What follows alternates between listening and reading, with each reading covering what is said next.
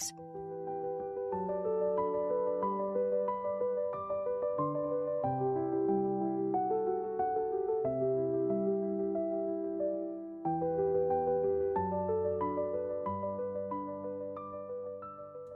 Hello and welcome back to Two Therapists Walk Into a Podcast. I'm Robin Green, an LCSW in Tucson, Arizona. And I'm Stephanie Edsel, an LCSW in Salt Lake City, Utah. Robin, I've been dreading and looking forward to this one in equal measure. I know, same. I think that we have said trauma is what stays. And then we've also said it can come from what never happened at all. Right. And this whole time, there's been a question really sitting underneath both of those. Okay. Well, how does it stay? Where does it actually live in a person? Because it's not everywhere at once, even though it might feel like it. You can be fine at work, fine at the store, and then a tone, a look, maybe a silence, and someone else answers the door. Same face, very different priorities. And that's today. Why we fragment. So let's arrive. If you're driving, please keep your eyes on the road. And just know and be aware that this is one that's going to happen entirely inside. And so settle wherever you are for a moment. We're just going to say hello to some old equipment in your body. Nothing's being asked of it.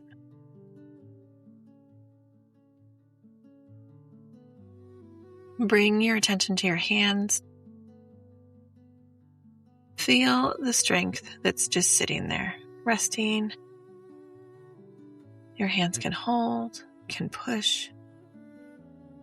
They can protect. And right now, they don't have to. Let them be strong and let them rest.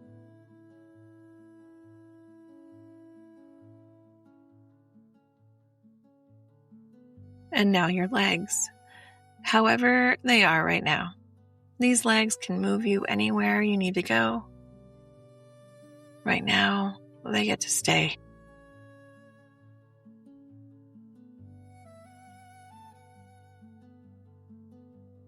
Allowing yourself to notice what it's like to be able to leave and choosing not to.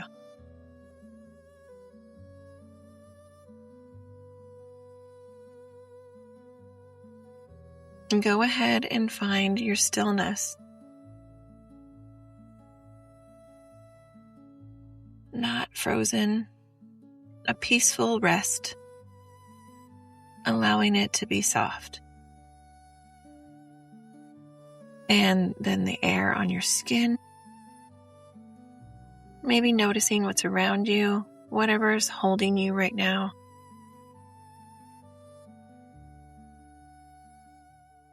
Noticing that your body knows how to be near things.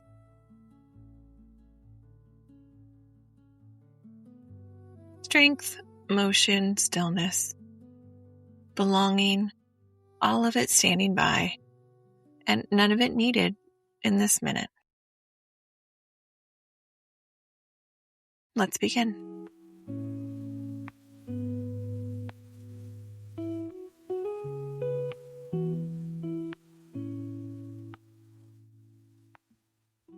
Okay, Stephanie.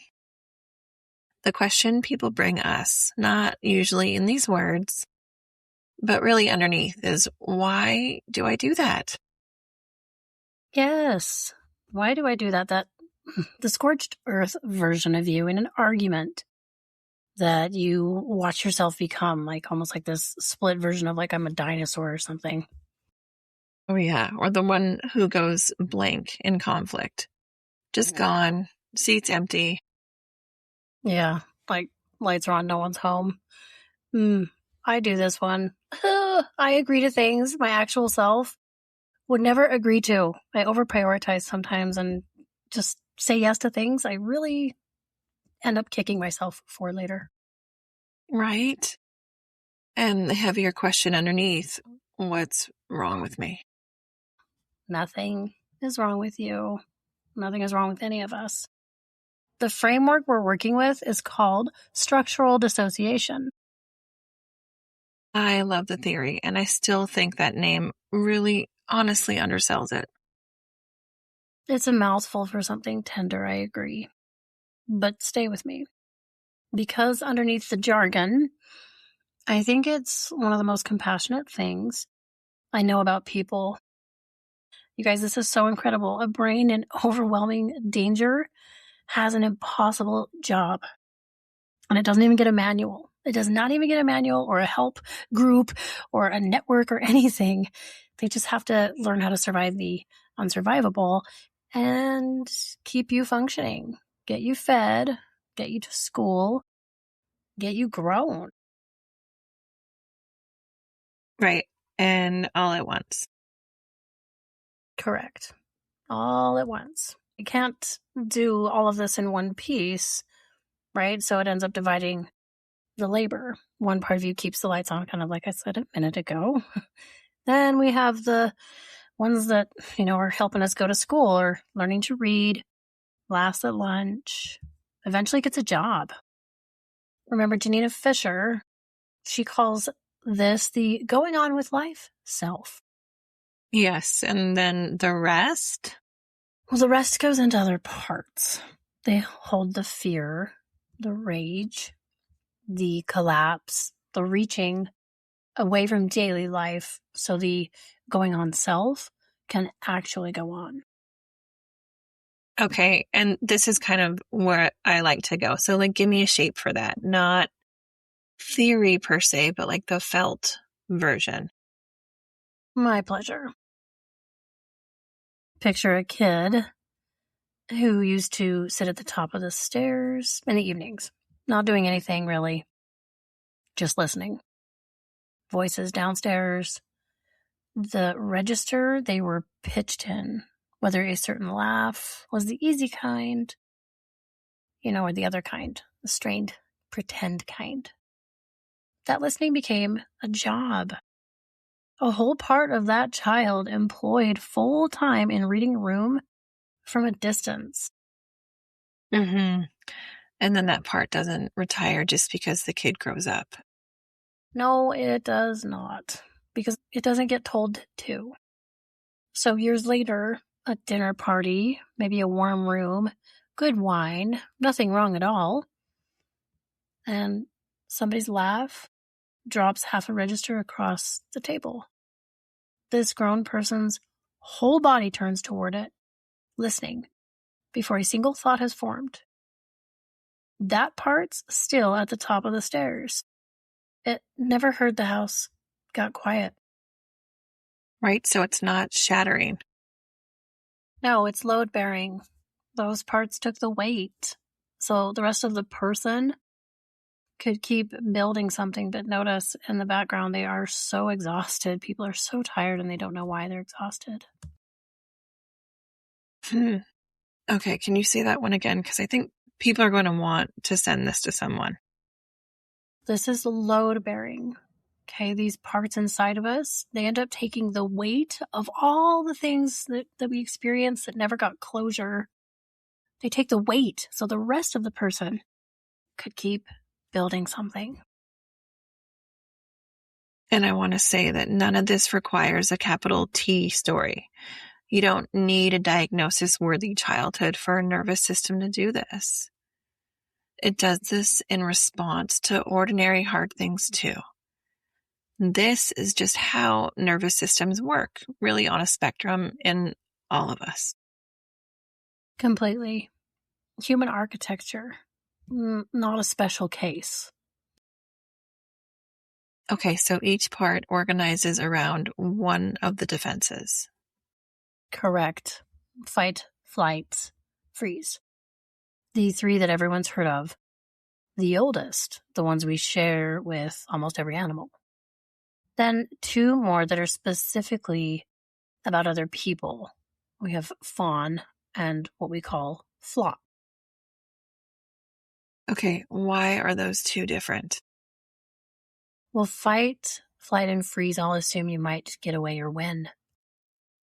They're built for a threat you can outrun or overpower.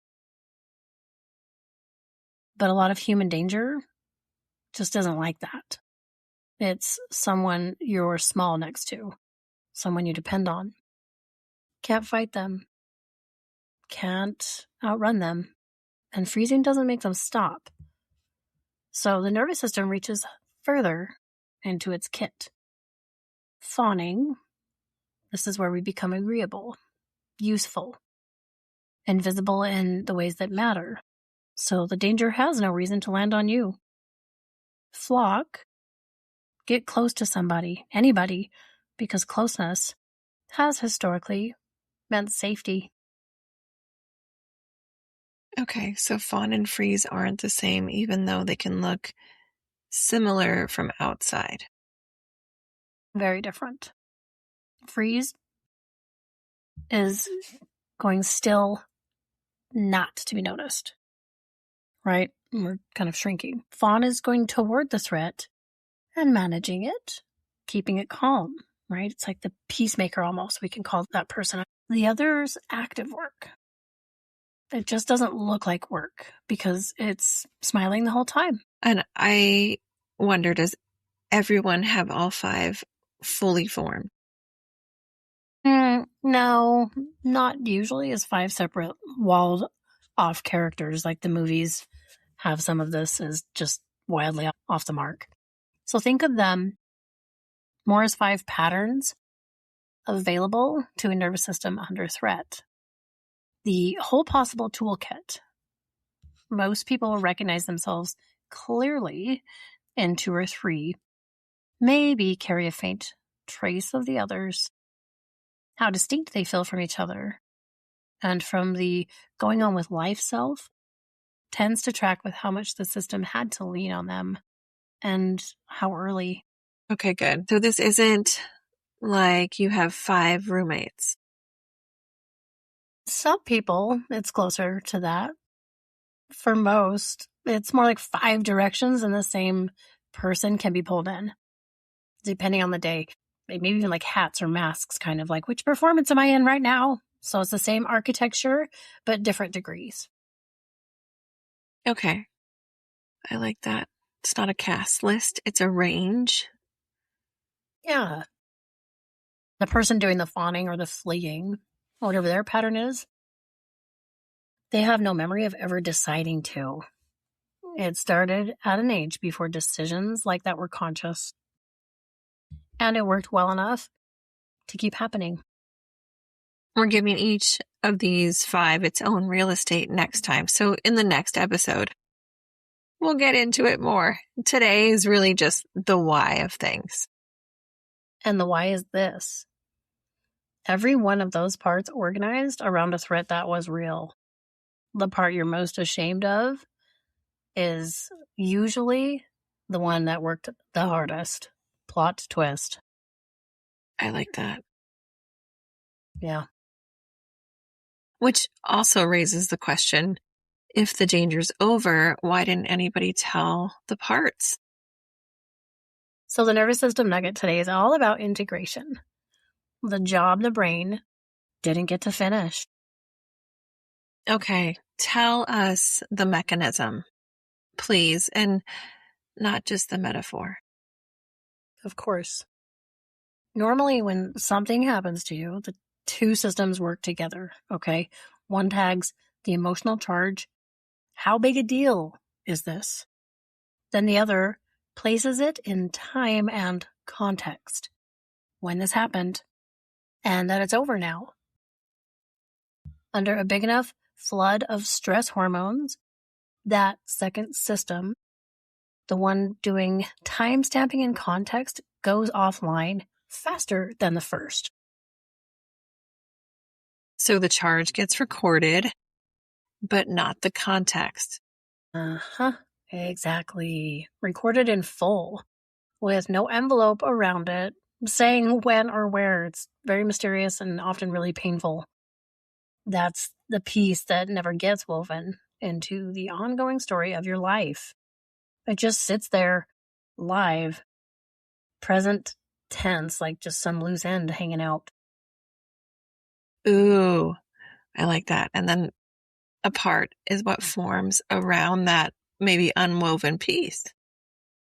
Yeah, a part holds the raw experience and whatever defense went with it.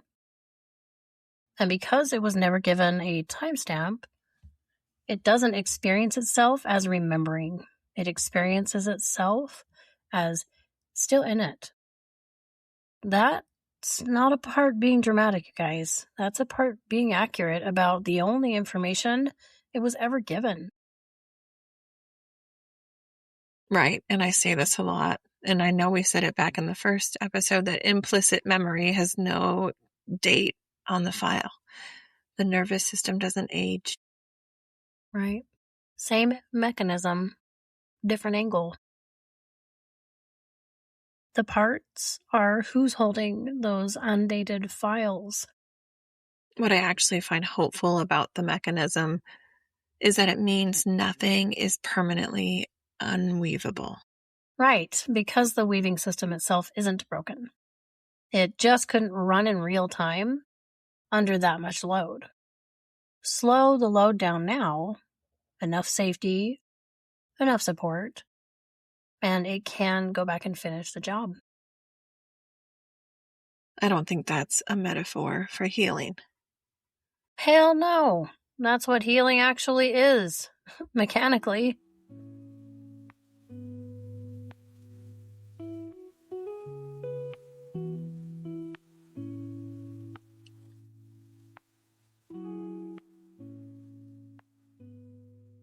So when we were putting together this episode, we really wanted a skill that people could actually use.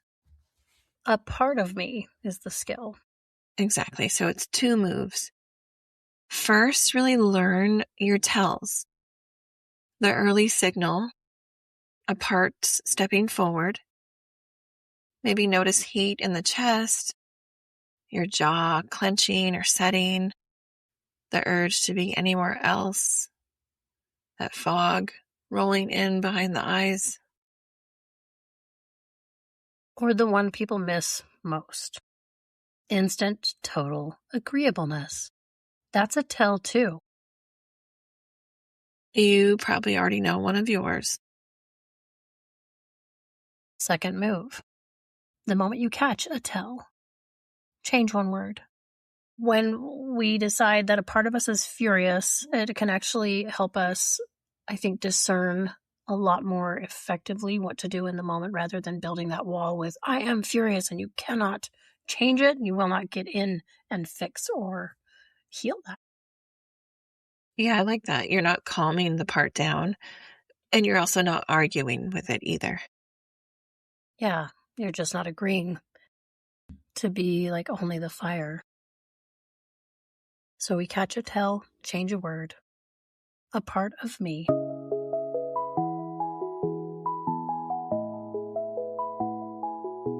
Okay, Stephanie. So give us something to carry through the week.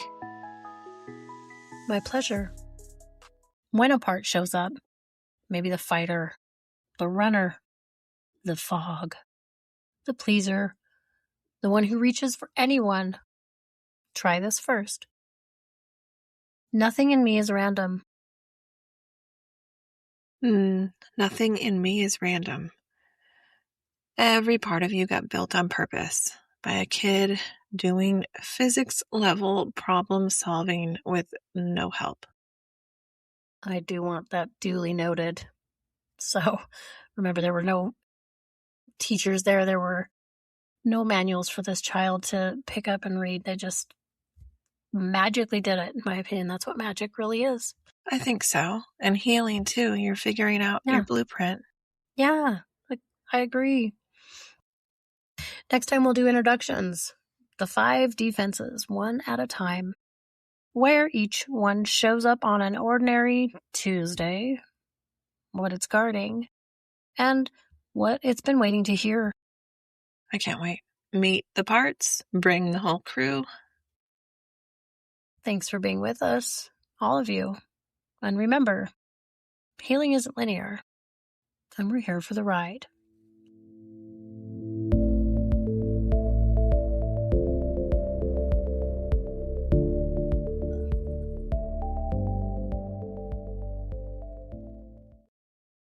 This podcast is for educational purposes only, and it is not a substitute for therapy, medical care, or professional advice. Listening to this podcast or this episode does not create a therapeutic, clinical, or professional relationship with us.